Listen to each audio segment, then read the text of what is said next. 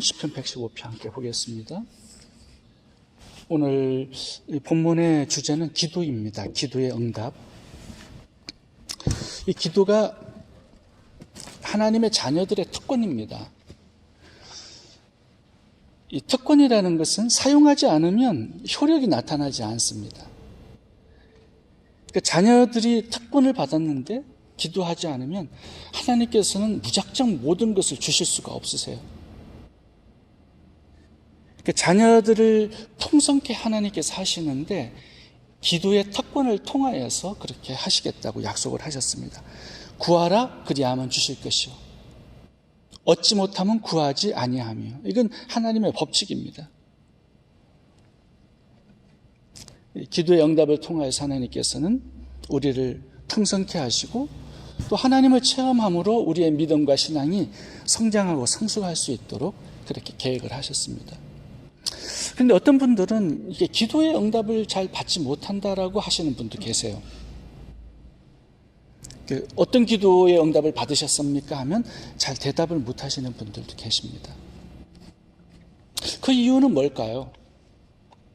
왜 어떤 사람은 기도의 응답을 잘 받고 어떤 사람은 기도의 응답을 잘 받지 못할까요?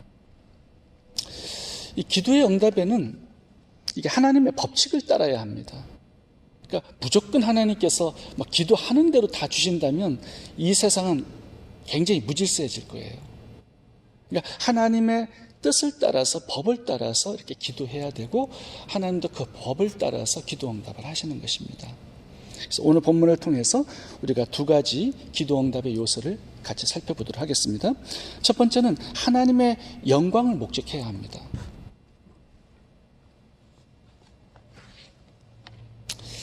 오늘 이 시편 115편은 히스기야의 기도입니다. 그 당시 아수르의 사네립 왕이 18만 5천 명의 대군을 이끌고 이스라엘을 침공을 했습니다. 그때 히스기야가 위기에서 하나님께 기도한 기도의 본문이 오늘 시편 115편이에요. 근데 무엇을 어떻게 기도하냐 하면 1절을 읽어보겠습니다. 여호와여 영광을 우리에게 돌리지 마옵소서. 우리에게 돌리지 마옵소서. 오직 주의 인자하심과 진실하심을 인하여 주의 이름에 돌리옵소서. 어찌하여 열방으로 저희 하나님이 이제 어디 있느냐 말하게 하리이까. 히스기야가 굉장히 큰 걱정과 근심이 하나 생겼습니다. 그건 뭐냐 하면 나라가 망하고 백성들이 포로로 끌려가고 성전이 회파되고 이렇게 되면 하나님의 이름이, 하나님의 영광이 조롱받고 욕을 먹지 않겠습니까? 그러니까 하나님의 이름이 이 조롱을 받고 욕을 먹을까 봐 이방 사람들에게 그게 굉장히 큰 마음의 근심거리가 된 것입니다. 그래서 오늘 본문에 보시면 2절을 봐보세요. 어찌하여 열방으로 저희 하나님이 어디에 있느냐 말하게 하리이까. 너네 하나님 어디 있어? 살아계시다며. 그러면 그 백성들을 지켜주시고 승리를 주셔야 될 거 아니야. 그러니까 이방 나라가 정복함으로 말미암아 그들이 끌려가서 이방 신을 섬겨야 되고 또 이방 사람을 주인으로 노예로 살아야 돼요. 이렇게 되면 하나님의 백성들이 비참하게 살면 그 하나님이 조롱을 받을 수밖에 없잖아요. 그걸 염려하는 것입니다. 그러니까 나라가 망하는 것 이상으로 하나님의 영광과 그 이름이 욕을 받는 이 부분 때문에 상당히 걱정을 하고 있는 것입니다. 그래서 기도를 시작한 거예요. 하나님의 이름과 영광을 위하여서 우리를 이 전쟁의 위기에서 구원해 주옵소서. 이 당시의 기도문이 열왕기하 19장 19절에도 이렇게 잘 나와 있습니다. 제가 읽어보겠습니다. 우리 하나님 여호와여 원컨대 이제 우리를 그 손에서 구원하옵소서. 그리하시면 천하 만국이 주 여호와는 홀로 하나님이신 줄 알리이다. 우리를 구원하셔서 이렇게 하나님께서 구원하셨다라고 자랑하고 간증할 수 있도록 해달라는 기도문입니다. 하나님께서 이런 기도를 왜 응답하지 않으시겠습니까? 천사를 보내서 이 아수르 18만 5천 명의 대군을 하룻밤에 다 죽여버리세요. 엄청난 승리를 주셨는데요. 이 승리가 그 당시에는 온 세상에 하나님의 영광, 하나님의 이름을 높이고 자랑하고 간증할 수 있는 그런 내용으로 이스라엘 백성들이 살아가게 된 것입니다. 우리가 이 기도를 목적하고 우리가 기도할 수 있어야 합니다. 기도가 우리의 어떤 목적을 달성하는 그런 도구, 그런 어떤 이기적인 수단의 방법으로 하나님을 이용해서 그래서는 안 된다라는 거죠. 물론 하나님께서 우리의 기도를 응답하시는 것을 상당히 기뻐하고 좋아하십니다. 근데 우리의 만족은 그 이상이어야 된다는 거죠. 하나님의 영광, 하나님의 나라, 하나님의 뜻, 여기까지 나아갈 수 있어야 한다는 겁니다. 기도가. 이 다윗의 기도도 보시면 시편에서 상당히 많은 부분이 다윗이 하나님의 영광을 목적하고 기도하는 부분들이 상당히 많습니다. 우리가 지난 시간에 시편 109편을 보았는데요. 109편 26절 제가 읽어보겠습니다. 여호와 나의 하나님이여 나를 도우시며 주의 인자하심을 쫓아 나를 구원하소서. 이것이 주의 손인 줄을 저희로 알게 하소서. 여호와께서 이를 행하셨나이다.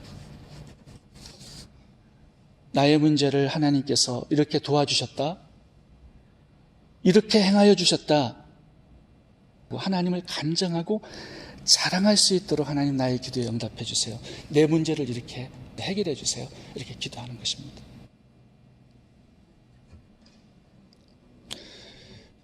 왜 우리가 내 문제를 통하여서 하나님의 이름이 드러나고 하나님의 영광이 크게 나타나기를 소원하면서 우리가 기도해야 하냐 하면 이렇게 기도할 때 내가 응답하시겠다고 약속을 하셨습니다. 들어보시기 바랍니다. 요한복음 14장 13절입니다.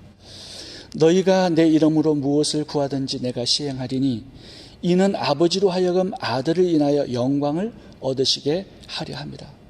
예수님께서 나의 자녀들아 기도하라. 너희가 내 이름으로 무엇이든지 기도하면 내가 시행하겠다. 왜냐하면 아버지로 하여금 아들을 인하여서 영광을 얻으시게 하려 함이라. 그러니까 목적이 하나님의 영광이라는 겁니다. 그러니까 약속이에요. 너희가 기도하되 내가 응답하겠다. 그런데 목적이 하나님의 영광을 위한 것이어야 된다.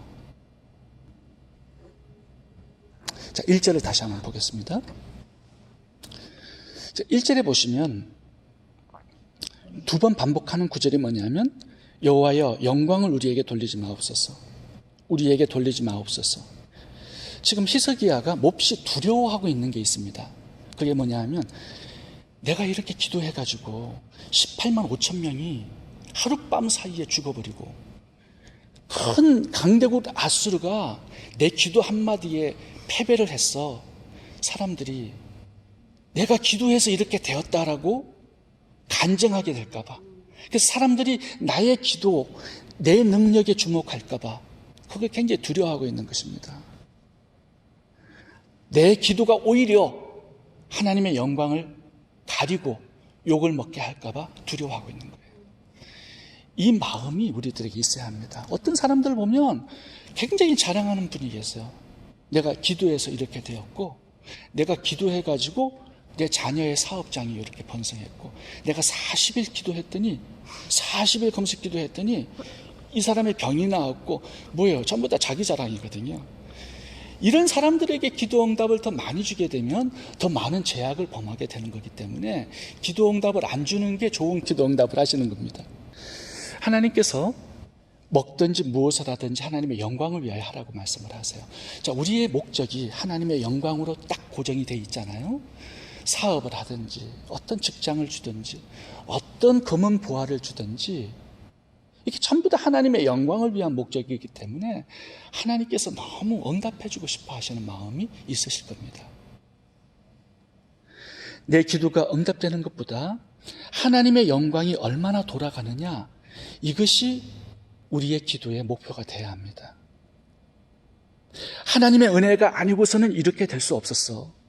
하나님의 간섭 아니오고는 내 문제가 이렇게 해결될 수 없었어. 하나님께서 이것을 행하셨어. 이런 고백과 간정, 자랑과 증거를 할 수 있도록 하나님의 영광을 목적하고 기도할 수 있기를 바랍니다. 두 번째, 우리의 의로운 삶이 있어야 합니다. 히스기야의 기도를 보면 굉장히 중요한 기도가 딱 두 가지 성경에 기록되어 있습니다. 하나는 아까 말씀드렸던 18만 5천 명의 아수르 대군을 하룻밤 사이에 하나님께서 천사를 보내셔서 진멸해버리는 이 기도의 응답이 있고요. 또 하나는 병이 들었어요. 히스기야 왕이. 그래서 이제 죽을 병에 걸려서 이제 죽음을 앞두고 있었습니다. 근데 하나님께 이 질병의 문제를 가지고 나아가서 통곡하면서 기도해요. 그 기도문이 적혀 있습니다. 그런데 첫 번째 기도문은요, 하나님의 영광을 근거로 삼아요. 근데 자기 질병의 치유에 있어서 하나님께서 15년을 연장해 주셨는데 그 근거를 무엇으로 삼냐 하면, 하나님, 내가 선하게 행한 것을 추억하옵소서, 이렇게 기도의 근거를 삼고 있습니다. 읽어보겠습니다. 이사야 38장 3절입니다. 여호와여 구하오니 내가 주의 앞에서 진실과 전심으로 행하며 주의 목전에서 선하게 행한 것을 추억하옵소서 하고 심히 통곡하니. 그 다음 구절, 내가 내 기도를 들었고 내 눈물을 보았노라. 내가 내 수 안에 15년을 더하리라. 이렇게 나옵니다. 히스기야가 뭔가 근거가 있었어요. 든든한 백그라운드가 하나 있었습니다. 그게 뭐냐면 하나님을 위하여서 선하게 살았던 과거의 삶이었어요. 히스기야가 어떻게 살았냐 하면요, 이 유다의, 남유다의 13번째 왕인데 12번째 자기 아버지 왕이 아하스입니다. 근데 이 아하스가요, 20명의 왕 중에 최악의 왕이었어요. 왕이 딱 된 다음에 제일 먼저 했던 게 뭐냐면 하나님의 성전의 문을 다 닫아버렸어요. 예배 못 드리게 합니다. 그리고 우상을 갖다가 전국에 세우고 산에다가는 산당을, 바알 산당을 다 세워가지고 우상 숭배의 앞잡이가 되어버렸어요. 그러니까 하나님을 다 떠나버리게 만든 겁니다. 근데 악해가지고 하나님께서 이제 죽여버리셨어요. 아들 히스기야가 왕이 되었는데 어떻게 이런 부모 밑에서 이런 왕이 나올 수 있는지, 이 사람이 왕이 딱 되었을 때부터는 성전의 문을 다 열어요. 제사장을 정립해가지고 찬양대와 예배가 살아나게 한 겁니다. 그리고 산당에 아버지가 세웠던 모든 우상들을 다 찍어서 불태워버려요. 어마어마한 종교 개혁을 한 사람이 히스기야입니다. 그러면서 이 나라를 하나님만 섬기는 나라로 다시 한번 바꿔버려요. 그게 히스기야의 종교 개혁이었습니다. 그 당시에 막 엄청난 압박이 있었겠죠. 종교 지도자들, 반대파들이 많이 있었겠죠. 근데 아주 담대하게 이 일을 행해서 예배가 살아나게끔 만들었습니다. 그리고 가난한 자, 사회에 소외된 약자들을 또 구제하는 그런 선한 정치를 했어요. 그래서 지금 이제 죽을 병에 들렸을 때 하나님께 나와 통곡하면서, 하나님, 나의 과거에 하나님을 위해서 선하게 행했던 나의 삶을 추억하여 주옵소서. 그러면서 막 통곡하고 보니까, 하나님 생각해 보니까 얘가 너무 잘 살았던 거죠. 뭔가 새로운 기회를 줄 만큼 의로운 삶을 사는 거예요. 예를 들어서 아버지처럼 막 엄청난 우상숭배를 하면서 살았다면 15년의 생명을 연장해줘봤자 더 악한 생활을 할 수밖에 없었을 텐데 뭐 기도 응답을 들어줄 이유가 없는 거죠. 근데 이 정도로 하나님이 15년의 삶을 더 연장해서 기회를 줄 만큼 어려운 삶이 있었단 말이죠. 우리가 이런 삶을 살면서 하나님께, 하나님, 내 사업이 너무 어려워요. 내가 그동안 아프리카에 선교사님들의 학교를 이렇게 짓는데 헌금도 하고요, 또 고아 가부주도 구제도 하고요, 교회 안에 참 어려운 성도님들 도와주기도 했잖아요, 하나님. 그래서 내 사업을 좀 이렇게 도와주시고 어려운데 잘 내가 할 수 있도록 지혜도 주시고 명철을 주세요. 하나님, 내가 이렇게 노력했고요. 이렇게 하나님 말씀에 순종하기 위해서 내가 거룩하고 아름다운 삶을 실천하면서 살아왔어요. 하나님께서 그 기도를 이렇게 들으시고 행위록을 보세요. 행위록을 들춰보면 이 사람이 이렇게 살은 과거가 있구나. 그래, 너 정말 어렵고 거룩하게 살았구나. 내가 너의 기도를 응답해 줄 이유가 있는 사람이구나. 그렇게 해서 하나님께서 기도를 응답해 주시는 거죠. 성경 구절로 돌아와 보겠습니다. 2절을 봅니다. 어찌하여 문나라가 그들의 하나님이 이제 어디에 있느냐 말하게 하리이까. 백성들이 순종의 삶을 살지 않기 때문에 하나님이 조롱을 받거든요. 우리가 이렇게 살아갈 때 하나님이 기도 응답을 해 주실 수 있겠습니까? 기도의 응답까지도 하나님을 조롱하게 만드는 것이 될 수 있거든요. 3절도 보겠습니다. 오직 우리 하나님은 하늘에 계셔서 원하시는 모든 것을 행하셨나이다. 자, 우리의 삶이 하나님이 원하시는 것을 행하면서 사는가요? 내가 원하는 내 뜻을 이 땅에 행하면서 사는가요? 하나님이 원하시는 것을 이 땅에 이루는 그 통로로 내가 살고 있냐 말이에요. 그렇게 살아간다면 하나님께서 응답해 주실 이유가 있는 것이죠. 자, 4절부터 8절까지 보겠습니다. 이 우상숭배예요. 8절. 우상들을 만드는 자들과 그것을 의지하는 자들이 다 그와 같으리로다. 하나님만 의지하고 있나요? 아니면 돈을 의지하고 있나요? 어떤 사람들을 의지하고 있나요? 이렇게 우상을 의지하면서 살다가 안 되니까 하나님 한번 찾아보고 이루고 있지 않는가요? 이렇게 우상숭배를 하고 있는 사람에게 하나님께서 기도 응답을 해주실 이유가 뭐 있겠습니까? 즉 우상에 가서 해결받아야죠. 내가 좋아하는 것 끼고 살다가 어려움이 있을 때만 잠시 하나님을 찾는 그런 반창고처럼 하나님을 이용하는 그런 사람들에게는 하나님이 응답해 주실 이유가 없는 거죠. 1절도 보겠습니다. 하나님이여 영광을 우리에게 돌리지 마옵소서. 늘 자기 자랑하고 살아요. 영광을 자기에게만 돌리고 살아요. 응답해 주실 이유가 있을까요? 다음 구절 보겠습니다. 오직 주는 인자하시고 진실하심으로 주의 이름에만 영광을 돌리소서. 하나님은 선하시고 인자하세요. 우리의 삶 속에 하나님의 선하심과 인자하심을 이렇게 흘려보내 주시거든요.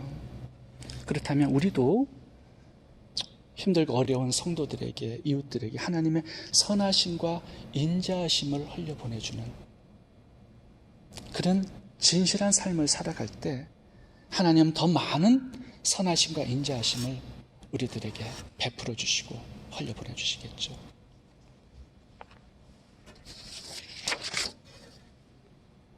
하나님께서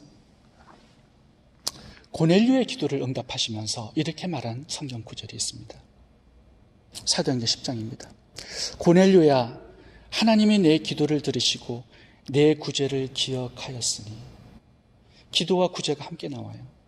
하나님께서 이 기도를 응답해 줄 수 있는 어떤 선한 삶이 있었단 말이죠, 고넬료에게.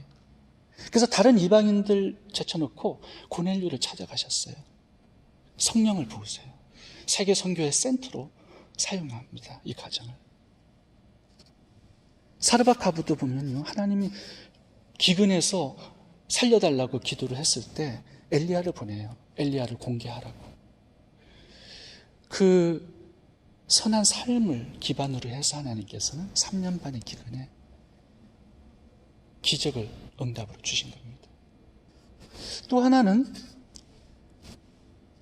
이 사도행전에 보면 다비다가 있습니다. 다비다. 이 다비다가 선행과 구제가 상당히 많았던 여제자였습니다. 주위에 있는 과부들에게 옷을 지어주는 그런 선한 삶을 살았어요. 근데 병이 들어 죽었습니다. 하나님께서 다른 사람은 다 제쳐놓고 이 다비다의 죽음을 눈여겨보셨어요. 그리고 베드로에게 명령해서 가서 고쳐주라고. 죽어버렸어요. 가보니까. 기도하니까 다시 살아나요. 다비다는 많이 기도했을 겁니다. 병들었을 때 살려달라고. 근데 하나님께서 그 기도를 들어주실 만큼 어떤 기반이 있었어요. 그게 선행이었습니다. 우리의 기도가 그냥 응답된다고 생각하면 안 됩니다. 하나님께서 우리 삶을 보세요. 우리 마음의 동기를 보세요. 하나님께 영광을 돌리고 싶어하는 마음이 있는가? 우리 삶을 보세요. 하나님의 영광에 합당한 삶을 살고 있는가? 의로운 삶, 거룩한 삶을 살고 있는가? 그걸 보시는 겁니다. 이 기도응답이 40일 금식해서 응답되는 것도 아닙니다. 막 방언기도 엄청나게 해서 응답되는 것도 아닙니다. 하나님의 법칙을 따라야 되는데 그 중에 하나가 의로운 삶, 선행의 삶, 이웃을 섬기는 삶이 있어야 한다, 이렇게 말씀하는 것입니다. 기도응답은 두 가지 비결이 있습니다. 첫 번째는 하나님의 영광, 두 번째는 이웃의 선행입니다. 기도하겠습니다.